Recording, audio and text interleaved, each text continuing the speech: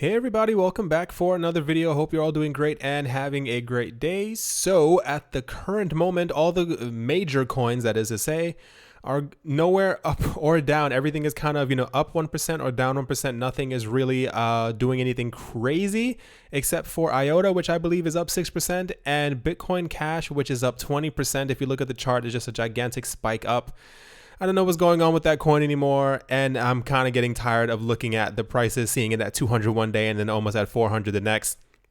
I don't know when these people will be done pumping this coin and leaving it alone just so we can kind of like move on with real life. So I'm not sure if a lot of people know about blockchain. That is, the wallet app, not the actual blockchain that we always talk about. I used them for a while, but I didn't really care for them that much 100%, simply because you need internet access in order to access your funds and to transfer things back and forth. But I found this a bit of a problem when I was trying to do other things in the country where I didn't have internet for the moment. So today, they have launched an option for people on their platform to create Ethereum wallets, which is very interesting because if you have ever used blockchain, I think it's been out since 2011, you know that this is, or rather it was heavily known as the Bitcoin wallet. It was the number one Bitcoin wallet. When everyone would ask what Bitcoin wallet to use for a long time, everyone just said blockchain because that was the thing. Apparently they are now, or have already, integrated Ethereum onto their platform, which is kind of crazy because it just shows how quickly Ethereum has grown when a lot of other people didn't really believe in it. So this directly coincides with their partnership with Shapeshift, which will allow people to switch between Bitcoin and Ethereum on the app with ease, which is really, really great. So I don't know if you guys have ever used or witnessed someone using Shapeshift in the past before. But it's really great because you don't need a third party when making a transaction, which is really, really great because a lot of times if you wanted to transfer between Bitcoin and Ether, you had to send it to an exchange, and that exchange had to, you had to pay fees and you had to give it to them, and then they had to transfer, you had to buy and sell to another coin, and then you had to send it to another person. So it just took a lot of work.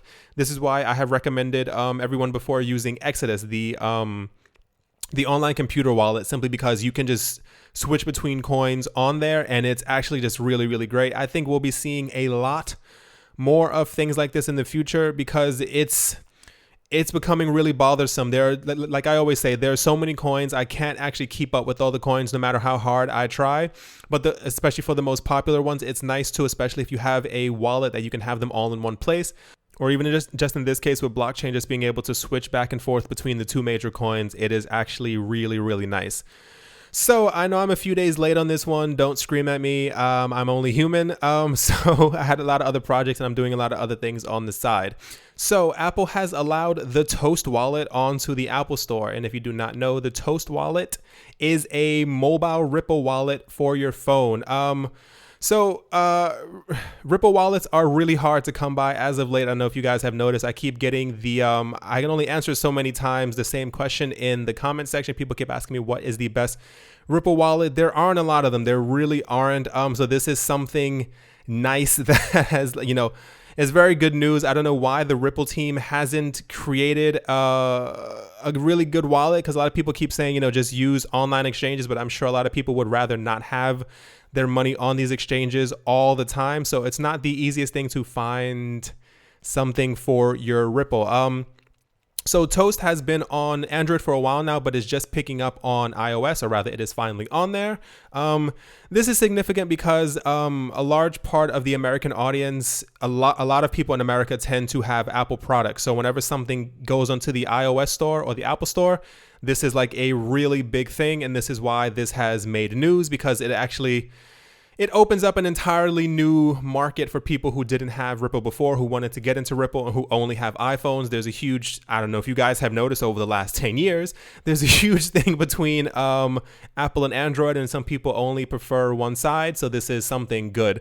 I'm kind of hoping, or rather I'm a little disappointed that a lot of other wallets haven't integrated Ripple into their systems, especially Exodus. They did an update a couple weeks ago or something like that, and they added a bunch of coins. And I'm not a fan of these coins, I will say it that way. But they just seemed kind of random, and it seemed like they could have had better choices when they were integrating new things into their system. Ripple, once again, wasn't one of them. I know how a lot of people feel about Ripple, so I assume this may have had something to do with it. But yeah, what can you do? At least we have something new with them, which is great, especially when it comes to being able to access and control your own funds. So finally, it looks like Japan may have been behind the recent spike in the Bitcoin price. A lot of people were saying, what is going on? What is happening? I think a lot of us, so like there's things that happen in the news and we kind of get a bit of a whiff of what's happening and stuff like that. But a lot of times, especially if we are not in these countries, we do not understand and we cannot say what is going on. So apparently a large amount of money people have been looking at the markets and where this money is coming from. A large part of it has surged from Japan, because apparently exchanges there have zero free trading, which is crazy. That would cause a huge surge in any of the coins if any of the exchanges had zero fee trading. That is absolutely crazy. So apparently when this has happened, other countries in the Asian market pretty much started rushing all their money into the Japanese exchanges because they had no fees for all these things. So they've seen a huge increase in money from Japan, China, and from South Korea onto their exchanges, which is, something that kind of makes sense. Apparently major airlines there, hotels, and a lot of stores, like normal stores and like major chains, now also accept Bitcoin. It's kind of crazy. Japan isn't, if you've ever looked at a map before, Japan isn't a large country by any means.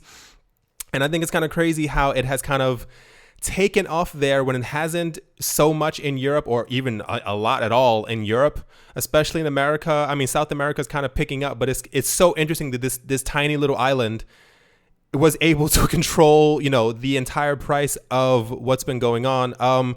This is also coupled with the recent tension from what's been going on with North Korea and America. There are a lot of people who are obviously afraid, and people always look for, new safe havens for their money. So the last 2 weeks alone, Japanese trading volume has surpassed that of the US and China. Think about that. That's absolutely insane. This little tiny island completely surpassed America and China at the exact same time. And it makes you wonder, if so many more people in America and even in China and in Europe knew about these coins. I've met so many people who are, I don't know what it is. Like I always say, like maybe it's a generational thing. Maybe there's like a huge thing in Europe where people actually love to work and they believe that there's no other way to make money. If these people knew about these things and these other ways to make money, I mean, where would the prices be on all these things? Japan is also one of the very few countries that has officially recognized Bitcoin as a digital currency and not as a commodity. They haven't threatened to ban it. They haven't given a negative stance on it. Their banks haven't come forward saying, don't do this. They're one of the few that have completely hugged the Bitcoin and have said, this is actually not a bad thing. So this is apparently why the price has started spiking. And it seems that a lot of it is coming directly from Japan. I really hope that North America and Europe and all the other countries kind of jump on board, because it's really crazy the amount of money that's to be made in these things. And I keep trying to explain that to people, but so many people, they just don't want to hear it. They think I'm talking nonsense or whatever the case might be. Like I always say, I mean, it's their wallet suffering in the end, not mine. Yeah, that is going to do it for today, guys. It's some pretty good news. I mean, not a red day like it normally is. Bitcoin Cash is up for some reason. Don't understand why. But yeah, so hope you guys enjoy your day. Hope you guys have a great evening, afternoon, morning, wherever you might be. And I hope you guys are profiting accordingly. And I'll talk to you all soon. See you. Hey everyone, thank you very much again for watching. I hope you guys enjoyed. If you guys would like to help me and the channel, there are ways to do so in the description below. Thank you very much and talk to you guys soon.